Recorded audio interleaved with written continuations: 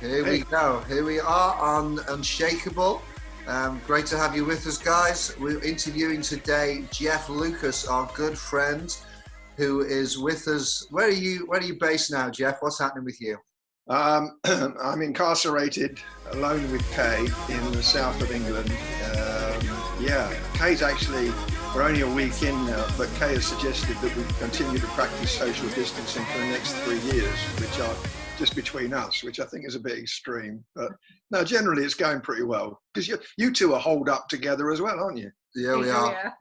I mean, I know you're supposed to be interviewing me, but I mean, just between us, how are you getting on? Is it all right? It's unbelievably awful. I'm sorry, Angie. It must be terrible for her. Yeah. We've only had one row so far. Anyway. Yeah, but it lasted 4 days. Well, Adrian Plass told me that he and Bridget, his wife, have got to a stage now when they have an argument, they actually pause for a cup of tea halfway through and then pick it up afterwards, which I think is a sign of great spiritual maturity. We noticed, Jeff, from this Zoom picture in the background, it looks like you've got a rolled up carpet. Are you doing some DIY while you're off? Steve, Angie, it's well known that any attempt that I might ever make to do it myself would just be a disaster. When the kids were growing up, when they were younger, if I tried to put a shelf up or anything, they would all gather for a time of intercessory screaming. So that certainly is not going to happen. No, I'm in, well, I could be posh and call it my study. It's just our third bedroom where we store stuff. And one of the things that has happened with all of this, the isolation that we're experiencing is we're starting to go through the place, finding things that we need to dispose of and throw away. We are reorganizing not only our wardrobe, but everything, hence the carpet in the background. Let me assure you, no practical work is being attempted here. I thought that was a shelf you tried to put up, but it had just fallen out. No, that's on the floor. That's on the floor. So you're in the UK. You share your time between here and the States, I know. What's going on in the States, Jeff? Could you just comment a little bit about what you know stateside with the whole coronavirus? Yeah, I'm talking to friends back in the States almost every day, and also calling back into Timberline. It's quite difficult to get a gauge on it because we're not getting consistent news about what the White House is saying.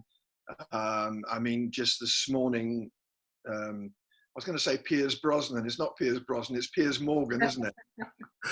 Very similar. Both like Piers. Anyway, he was talking about President Trump signing this big new $2 trillion bill, but his team were all gathered, hemmed in around him, and then he handed them all a pen at the end of it, which is a perfect way to pass infection on. And so it seems like people are responding to this very seriously, particularly in New York, obviously, where the virus rate is massively high, and yet perhaps more, to a lesser degree than it's happening here. But there are some folks who just don't seem to be paying a great deal of attention. I mean, there are reports this morning about young people here, and it's not just young people, we know that, but still gathering in groups and drinking in the parks and just not taking this seriously. And I feel like they are getting to grips with this, but I mean, without being political, it's not terribly helpful when everyone gathers in a cluster around the president. We've got to show an example in these things.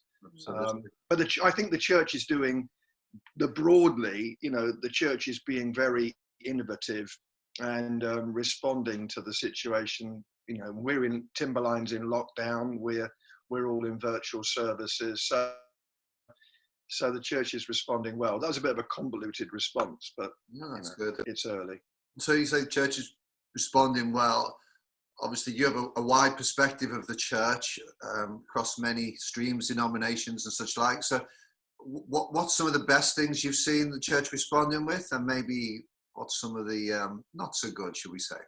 Well, I mean, one example would actually be, in Timberline. I mean, we're responding with video content and virtual content like you are, although I would have to say, and this is not just being nice to you because it's, you know, I'm talking to you, but I do think quite seriously that C3 has done an amazing job in terms of the quality and the creativity, if you will, of the content that you're putting out across the board, including stuff like this. And, you know, I don't know that many churches, and not everyone's equipped to do this. I understand that. But, you know, to have a virtual coffee shop after the service with a couple of the more mad members of your team hosting that is just fantastic. And so, you know, often we look to America to lead the way in all things concerning Planet Church. And as you know, I've been asking members of our team actually to call back and chat with some of your guys, because some really good things have been happening there. Another thing is that we've really launched a pretty massive phone campaign. We've got about 1,100 people who in our church we call them prime timers. It's seniors, and every one of them has received a personal phone call from one of our team. And we're now expanding that. We want thousands and thousands of interlocking or crisscrossing wires of communication, if you like, personally. And in fact, I'm going to call back today and suggest, what, you know, why don't we in those phone calls then suggest that each day that person calls another person either in the church community or their community. Because actually, you know, we've got about 10,000 people who call Timberline their church. We could have hundreds of thousands of interconnections going on just by, I mean, frankly, it's using the viral effect, isn't it? And I don't mean that in some silly pun. It is multiplying contexts of communication with very, very little effort. So I think this has got a great potential for turning a church that could be a crowd rather than a church. Yeah, get that. People relationally connected group of people. Fantastic. So yeah, now in terms of stuff that's not so good, and the standard things are going around about the judgment of God and what does this mean? I mean, just between us, you know, guys, yeah, I've got to say that, you know, some of the prophets, it's an awkward question, but I'm thinking, why didn't the prophets show up about 6 weeks ago and let us know that this was coming down the pipe? Yeah. Because that would have been rather helpful. You know, we could have then... You could have bought your toilet roll in then, couldn't you? Well, we could have made, you know, we could have made provision for this. And it seems to me, you know, like when you look at the story of Joseph, you know, he spoke out prophetically about 7 years of famine and 7 years of plenty, and they had the heads up on it.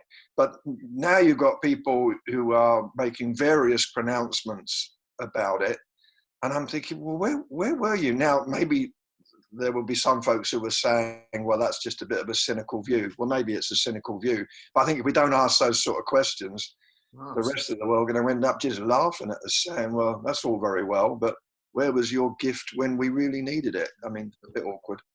What do you think the church might look like after this? Because I mean, we're having these conversations already, though it can be a little premature. I've just seen, not to scare anyone, social isolation, though I do love being with my wife, that some are talking that it could go till September, which is a long time. Let's pray. Can we just pray? Yeah. When we hang up, I'll give you a counselling phone-in number, Angie. Thanks. Angie. I mean, I've got no idea what it will look like. I'm really hoping, guys, that it will be a bigger church. You know, like I know that you've had thousands of people logging on to what the content that you're providing. Some of those people saying, where is that church? I want to go to that church. Yeah. And I'm interested to think about what we might do in terms of follow-up now rather than then. I mean, I know that we've got a priority of resourcing our own people and reaching out beyond our own immediate church community, but what follow-up can we do now, should we, if this is going to go on as long as we think it is, possibly, should we be having online alphas now? Should we be having people resource like this, so that, I mean, just think about it, they may have become Christians and gone through some basic equipping for the Christian life before they actually ever show up to one of our services. How awesome would that be? Absolutely. I do think the church will also, I'm really hoping that I don't go back to being the person that I was before all of this, because there are lessons that we've all learned about what really matters. Yeah. I mean, I wish I could go back to worrying about what I was worried about 4 weeks ago. Yeah. The only thing is, I can't remember what most of those things were that I was worrying about. Now, what does that say? But so I want to apply the lessons of what's important in my own life. But I really hope that the church broadly, in terms of our flexibility, our commitment to each other, our praying, our willingness to function in a place of great pressure, I hope we won't lose those wonderful lessons that we've learned. Absolutely. I mean, I know you've been following us, Jeff, and you've mentioned we've got a guy in the church, and please God, maybe not have any others, but there may be others that we have to do this for. He's very sick in hospital. They put him on a machine today, even in the early hours. And I know you've been praying with us, but I am amazed, and this is from the body, this is from the church family. People are taking hours every night. They're getting up through the night to pray for him. And people from all over the world in other churches have contacted us and say they're praying. And it definitely feels for us the capacity to love and to love one another and to love the community. In another room here in our house, we've got our daughter on with the care team. They fed over 500 people last week. With emergency aid. It's just incredible that the capacity to love has grown. And this is what we learn, isn't it, from history, that under incredible pressure, the church has discovered what it means to really shine like stars in the darkness, to use the language of Philippians. And I was just thinking this morning, the great infusion of Gentiles coming into the church came as a result of the economic turbulence and the scattering of the church from Jerusalem because of persecution. Not getting into a sermon here, but it was that scattering that ended up with the Christians gossiping the gospel as they ended up in Antioch. It was that cataclysmic, unsettling experience that they had that God actually used to open the floodgates for the Gentiles to come into the church. It was a turning point in history. Now, I mean, it's Monday morning, so I'm not going to get too excited. That's beyond my capacity.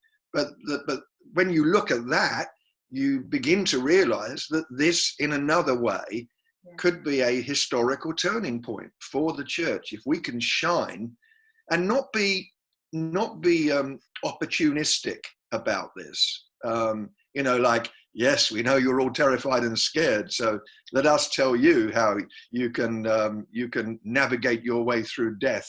Tune in tomorrow at 10.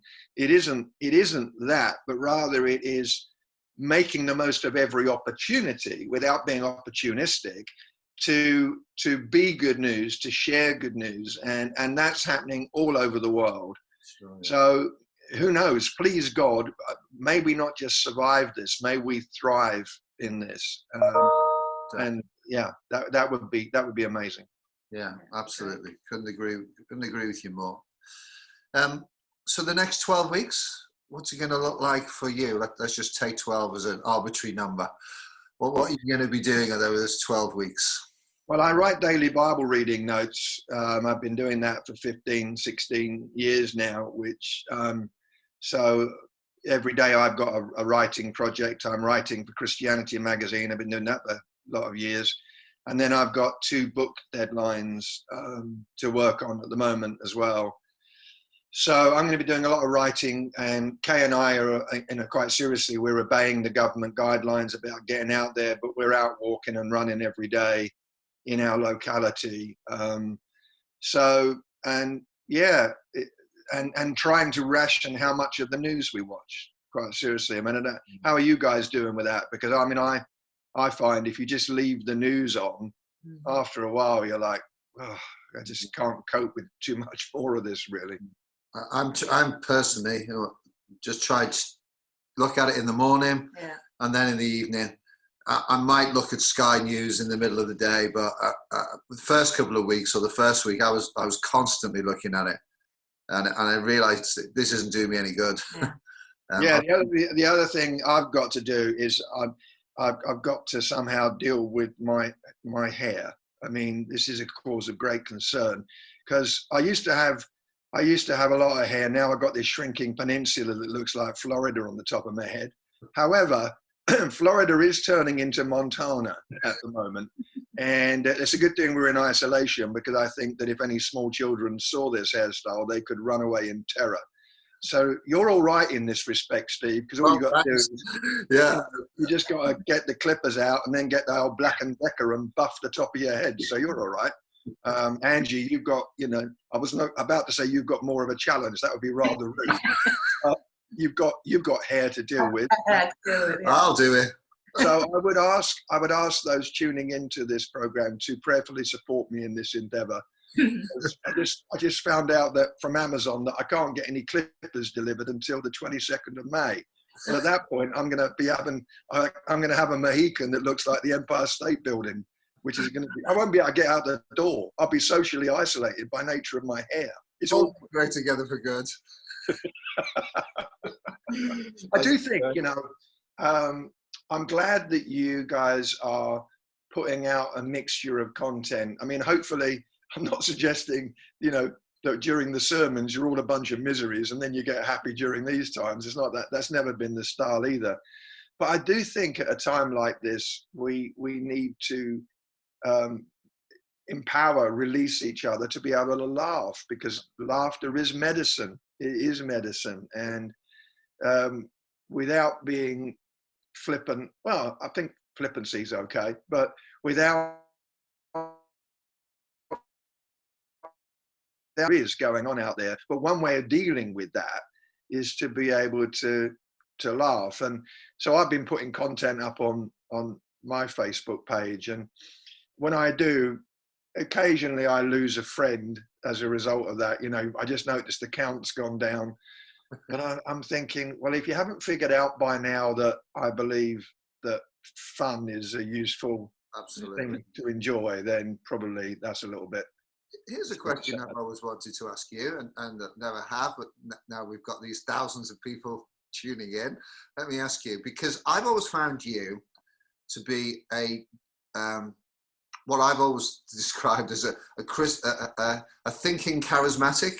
You think very deeply. You're an intelligent man. You're a thoughtful man, deeply godly. We know that. We've experienced that, and even in being in your home, you know. And the humor that you use is fantastic. You've got a gift there. I don't have quite the same gift, but I have been known to have people in little giggles. But it's quite annoying sometimes when someone comes up to you afterwards and says, "That was so funny. You're the funniest person I've ever met." This is what they might say to you. And you want them to say that, but you don't want them to lose the message in the middle of it. How have you, please help me, sir, how have you walked that balance? And what do you do when people remember the humor, but don't always remember what the point of the humor was? Well, first of all, I need to now adjust my facial arrangements, because this face, all those nice things you were just saying about me, this was my humble face. Yeah, that's no, that's very kind. But yeah, it's been a challenge, actually. When I first started to use humor, I was a bit frustrated about it, because I'm very intentional about humor. Someone has said that good spontaneity takes months to prepare, and there's a lot of truth in that. But when I first got started in ministry, I wanted to be Martin Lloyd-Jones, but not dead. You know, I wanted people to go, "Wow, yeah, that was really deep." And one of the problems about humor is that if you make people laugh, they think you're lightweight. and they think, and I've been introduced in churches, oh, Jeff's going to come and speak now, and if nothing else, he's going to make us laugh. And I found that somewhat challenging because I'm, I study every day, I think deeply, I read widely. But frankly, that was just a bit of an assault on my pride. And I've learned, I think, well, it's not that I've learned, I think I've found that I need to be me. I need to be who God has called me to be. Years ago, I was struggling with this, and I went to a conference, and I'd been praying about this humor stuff, and I said to God, have you called me to be a fool for Christ? And God, I felt like God whispered to me, yeah, I have. And then my response to that is there anybody else up there available to give me a better answer? And then I went to this conference, and Gerald Coates was there, and he pulled me up. He didn't know about this fool for Christ thing. He pulled me up onto a platform in front of 1,000 leaders, and he produced a jester's cap with bells, multicolored, really ugly. And he stuck it on my head, and he stepped back and he let 1,000 people just giggle at me. And I was frankly pretty frustrated. I thought, this is really stupid. But I put on my spiritual face, which is slightly different from my humble face. And the spiritual face goes like this. And then he allowed them to laugh, and then he began to prophesy, and he said, you've been willing to be a fool for Christ. And now God says he's going to trust you with this wider influence, blah, blah, blah, other things. That was a turning point for me, guys, because I realized then that God had called me to be me. So if people say, that was funny, I enjoyed the story, and they don't refer to the content, I think I've just realized, well, stories stand out. Moments of laughter are liberating and freeing for people. So if they remember that, that's fine. The other thing I just want to just say is this.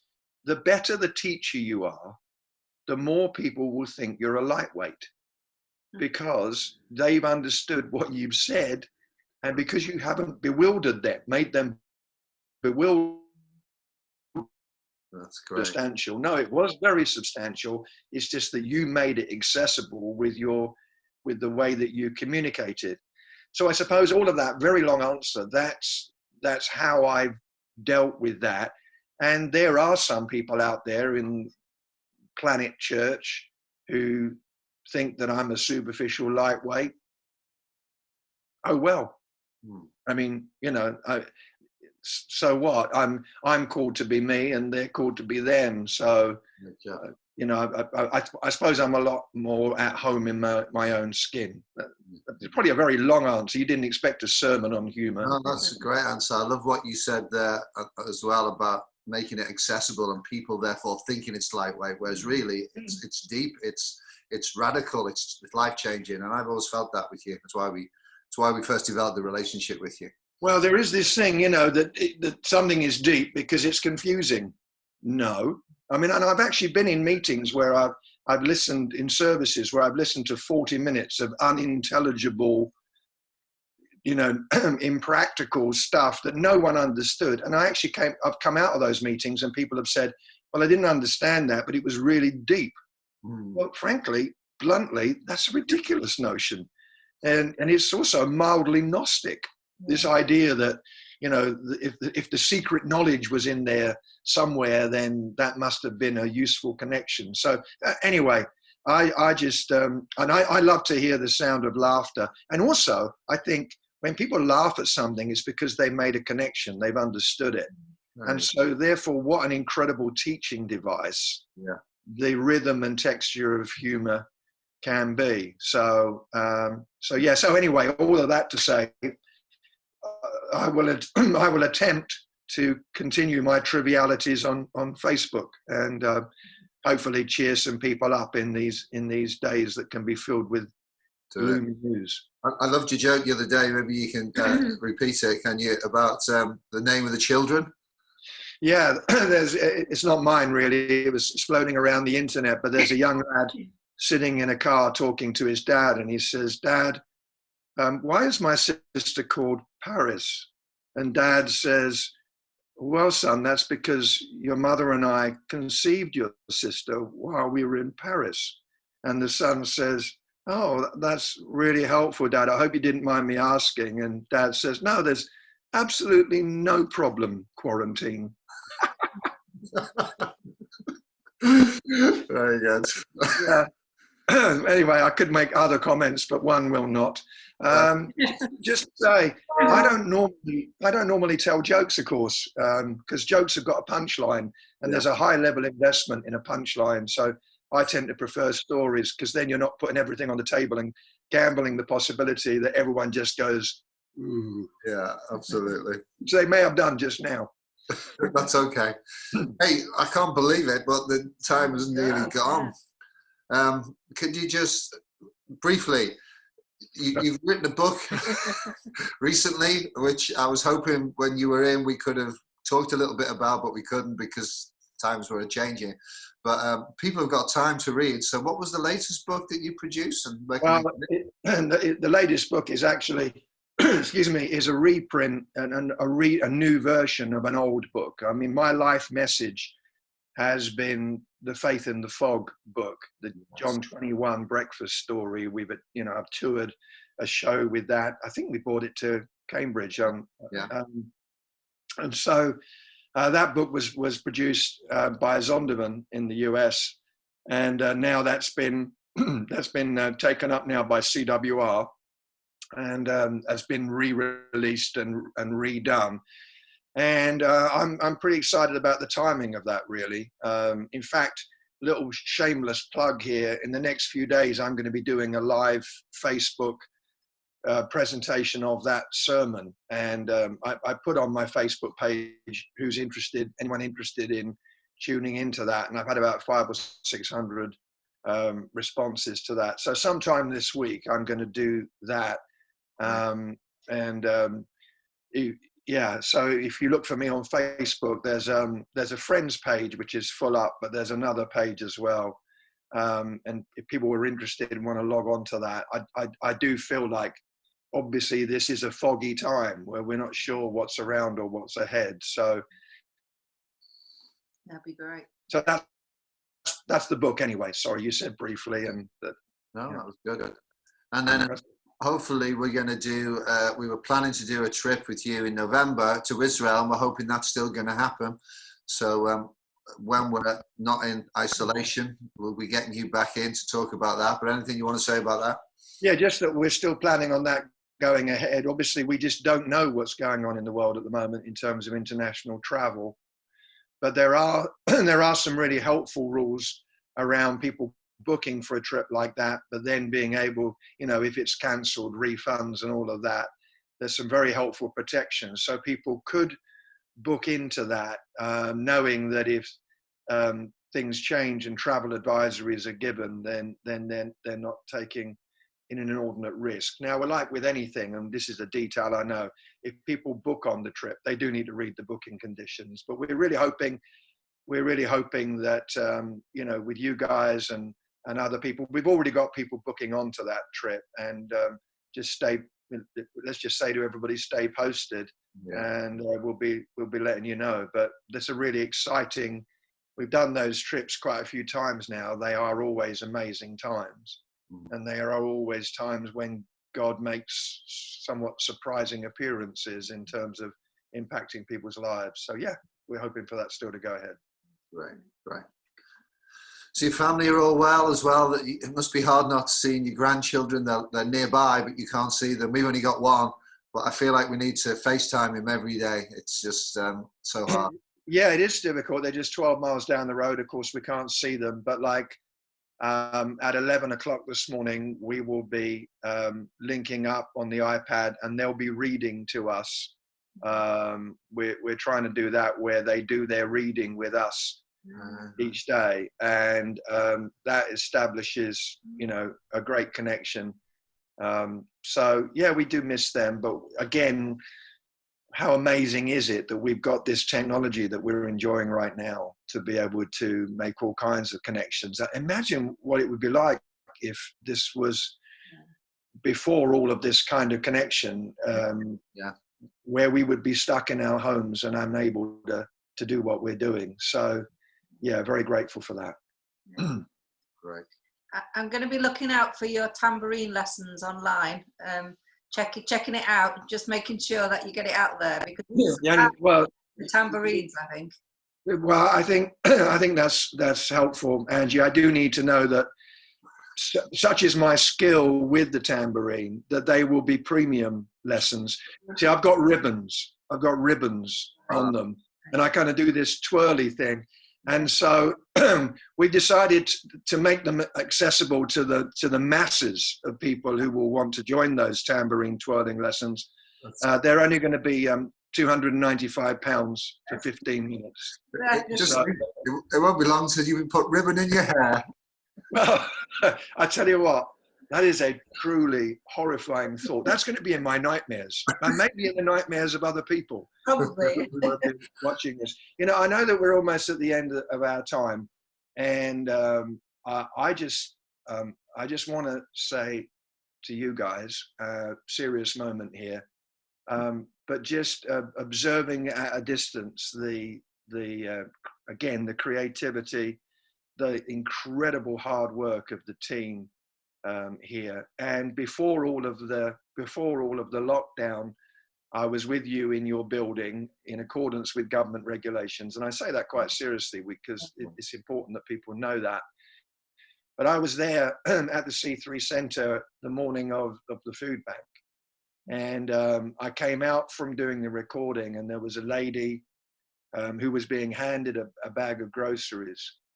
And she said, she looked at the volunteer and she said, "You guys are little angels."